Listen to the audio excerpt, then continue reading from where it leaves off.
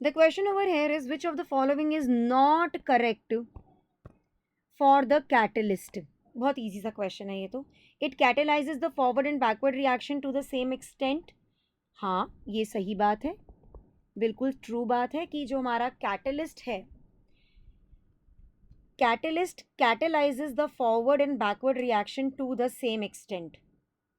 बिल्कुल ट्रू बात है ये तो. हाँ जी. सो मैं ये कहूँगी कि catalyst are the substances which alters the rate of reaction without themselves undergoing any chemical change. So, in reversible reaction, a catalyst enhances the rate of forward and backward reaction to the same extent. It eventually helps the system to reach equilibrium faster. तो ये statement true है. It alters delta G of the reaction. No, it does not actually changes the Gibbs free energy change of the reaction. No, not at all. ये हमारी false statement है, not correct है, ये सही जवाब है. It is a substance that does not change the equilibrium constant of a reaction. बिल्कुल सही बात है. ये भाई कैटलिस्ट का कोई इफेक्ट नहीं होगा इक्विलिब्रियम कांस्टेंट पे.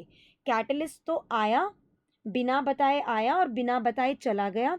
सिर्फ उसने हमारे रेट ऑफ रिएक्शन को इंक्रीज कर दिया और हमें एक दूसरा छोटा पाथवे बताया एक पर्टिकुलर प्रोडक्ट को ऑब्टेन करने के लिए और एक्टिवेशन एनर्जी को कम करने का हमें उपाय बताया.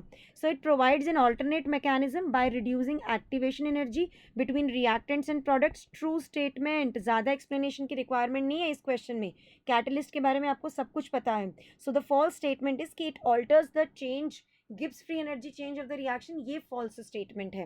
So second is the right answer to the question.